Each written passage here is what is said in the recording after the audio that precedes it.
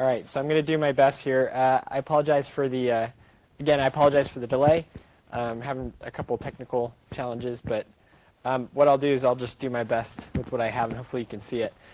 My name is Matthew Fredrickson, and I am the open source project lead for the Asterisk Project. And I'm really, really glad to be here. This is the first time I've spoken at FOSDEM. Some of my predecessors have done that, or have been here and have talked a little bit about Asterisk, but this is the first time I've done it. I just want to start off and ask a quick question. How many of you have used Asterisk before? By raise of hand. That's good. That's good. I was like thinking about my talk and how I wanted to do it, and I wasn't sure how to target towards my audience and who they're going to be. All right, so that's comforting to hear. So most of you are probably familiar with what Asterisk is and the background and things like that. I thought that was probably a pretty safe assumption, and so I'm not going to go into a lot of details on that. But mostly what I'd like to do is kind of cover a few things about what's going on with the Asterisk project. So just as some background, I started doing this a couple years ago. My name is Matthew Fredrickson, and Matt Jordan, for those of you who remember him, was my predecessor who led the Asterisk project, and he got the opportunity to move around within Digium, the company that sponsors Asterisk. And to kind of move into a more oversight role within the company as a CTO.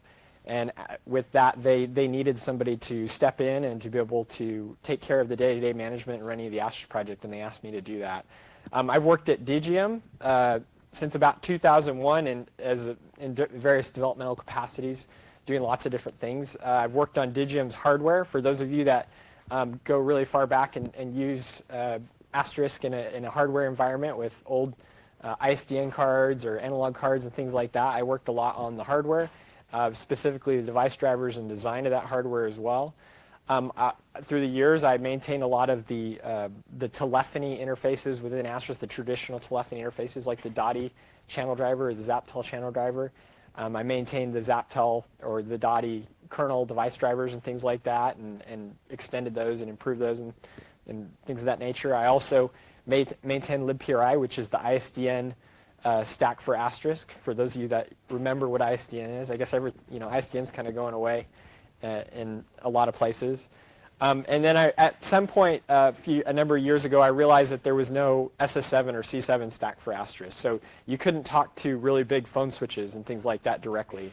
And I thought that was a shame. I had really had a strong passion in my heart for old dead telephony protocols, and I felt that Asterisk would not be complete without being able to talk directly to an SS7 switch or a C7 switch. And so I decided to start working on an SS7 stack for Asterisk, which was called libss7. I got pulled out of dead telephony land for probably about 5 or 6 years ago now, to go work on some New World WebRTC related initiatives as the technology started to percolate and to become more interesting. And so Digium wanted to build some tools and infrastructure related to WebRTC, and I got to be able to do that, and that was really a lot of fun, kind of turning my face a little bit more forward. And after that, they asked me to manage the Asterisk project, and that was about 2 years ago. And so it's been an honor, and it's been very exciting to be able to work with all the really smart people, not just at Digium, but all over the world, who consider it to be valuable to themselves and to those around them, to donate of their time to work on that project and extend it, things like that. So I'll talk a little bit more today about a little bit of history. If you'll remember, actually, let me ask a question. How many of you used Asterisk when it was in its 1.0 version? Oh man, that's more hands than I expected, actually. That's really good. All right, so it was a really long time ago. That was probably early 2000s. It was quite a few years ago. It actually was surprisingly feature, at least spec-wise, complete, right? It had like ISDN support. It had, which back then that was very important. It had H223 support. It had MGCP support. It had a SIP channel driver. It had some programming interfaces that we still use today, like the AGI and ARI interfaces for doing application-based programming with Asterisk. So it was a surprisingly well-rounded version of Asterisk, right? And you could look at it and say, well, we could just stop right there. But obviously progress doesn't stop. And so we moved forward and did a lot of things to it. And eventually the 1.6 version came out, which included not just support for old school 8 kilohertz, narrowband telephony, but we decided that we wanted to extend the core of Asterisk to support wideband telephony. So your calls sound a lot better, and you can hear the difference between different, consonant sounds and things like that better, and the quality is better.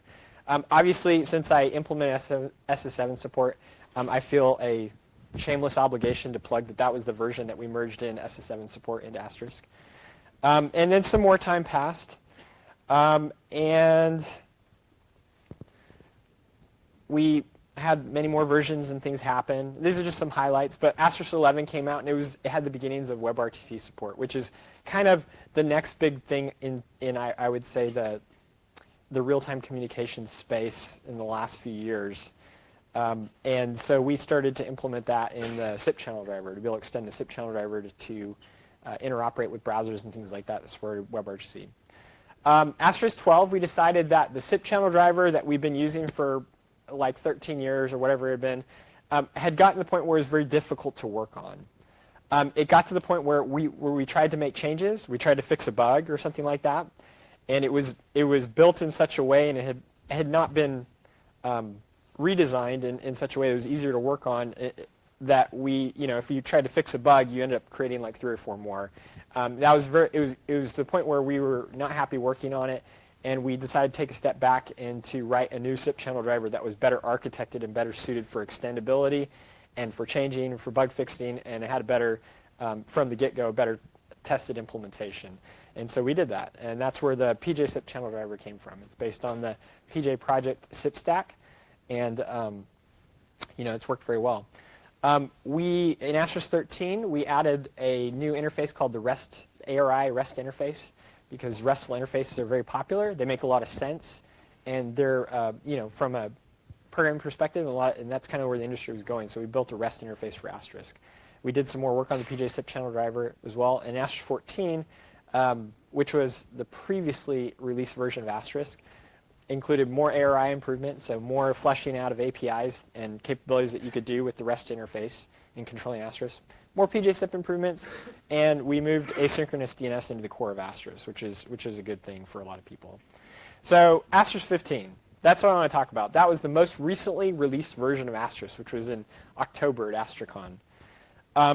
So we kind of looked at kind of where things were going and what Asterisk had been doing, and Asterisk lives in this land which merges old and new worlds, right? That's kind of where it gave its birth, is you could connect to really old telephony protocols and you could merge them with new world telephony protocols. Like, in early 2000s, that was maybe talking ISDN or something like that, and then be able to connect it to a SIP call, or even an H.323 call, which, now seems like, dinosaur technology. But, that's kind of where Asterisk has lived, and we kind of realized that there was a space that we needed to fill in terms of bridging these old and new worlds, again, with Asterisk and video. And Asterisk actually has had video support for a very long time. It's been limited, and there have been some areas where, given how the market has changed and the requirements of people for applications have changed, we decided that there needed to be some changes within the core of Asterisk as well to be able to keep up with that market. And so, traditionally you'll have this kind of single video experience. I'm going to try to be quick because I'm a little bit late, but it's called the MCU experience, where you have a central mixing box for video conferencing, and you have a box, and what it does, it takes everybody's video streams, and then it decompresses them, and then it mixes them all together into Square or something like that, and then it'll re-encode it and send it back out, right? And that, seems like it worked for a very long time, and actually it still works for some use cases. There are some cases where that's a better environment or better situation to do. But, with all the really cool browsers that came out, the browser technology with WebRTC and things like that, they brought this really awesome new client that you could do things that really, traditionally, you had like proprietary client and, somewhat proprietary client, somewhat proprietary mixer, or full proprietary, right? And the browser kind of brought this really programmable open client that you could do really cool things that weren't really possible before. And so, the MCU experience works, but it doesn't allow you to build really rich client experiences in the browser, right? Because that video experience is fixed for the most part. And so we realized that this is an area we wanted to improve upon and do some things better. And so what we did with Asterisk 15 is we started to remove some of the limitations that kept Asterisk where it was. Previously in an Asterisk video conference, it was a video switching experience. So you had multiple video streams coming in from different participants, and it would switch between whoever the active talker was. And everybody in the conference would receive a single stream, and it would be a switching experience. And so we took some of those limitations out. We decided that was a limitation we wanted to get rid of to be able to support some of these new conferencing experiences. We allowed renegotiation of video streams and things like that in the core of Asterisk, and to be able to dynamically add and remove streams on a call session and things like that. That was kind of a requirement. And then we added some support for in the conferencing application to not just do video switching, but to be able to do simultaneous showing of all video streams at the same time. So everybody in the conference was allowed to receive everybody else's stream at the same time, as long as the client permitted that. Much like what Janice and some of the other video projects do as well. And so that experience is called a selective forwarding unit experience. And if you see my diagram, kind of the way it works, so if you see each of the browsers, they're sending one video stream back to Asterisk, and then each one's receiving 2 more back, and that's the other participants. And so you can imagine that is you can do some really neat things with that. So if you're a client and you're watching a presentation, let's say one of those, and you have 2 streams coming in, and one's the presentation, the head of the person talking, and one's, say, the slide feed from the presentation. As a client, let's say you as an individual are watching the conference and you like to take notes with your hands, and you're watching that slide feed. And in a fixed experience where the client didn't have access to both those streams, that if the presenter decided, okay, I want to swap back to my head instead of, I'm done with this slide, everybody else better be done with it, swap the feedback to my head, that's kind of what you get. But with an SFU type experience, you have access to both streams, and you as a participant can say, no, I want to hold on to the slide stream longer so I can finish writing my notes and things like that. So you have the ability to make a lot more powerful, from a client perspective, experiences with the SFU environment, which is really compelling. So anyway, that's kind of what we did with Asterisk is we took that approach and we tried to make Asterisk into a video selective forwarding unit. So let's see. I'm going to talk a little bit more about some other things in Asterisk 15. But if you'd like to play around with the SFU support and things like that, they're on the Asterisk GitHub repo. We have a sample client, a browser-based client that you can download, and you can hook it up to Asterisk and things like that, and see, you can connect your friends to it, and everybody can see each other and wave at each other at the same time and things like that. It's really fun to do to see. I'm going to talk just a couple minutes about some of the general improvements in Asterisk 15. Okay, I got to get moving quicker. All right, so this is just going to have to be really quick. But we had a number of platform improvements in Asterisk 15.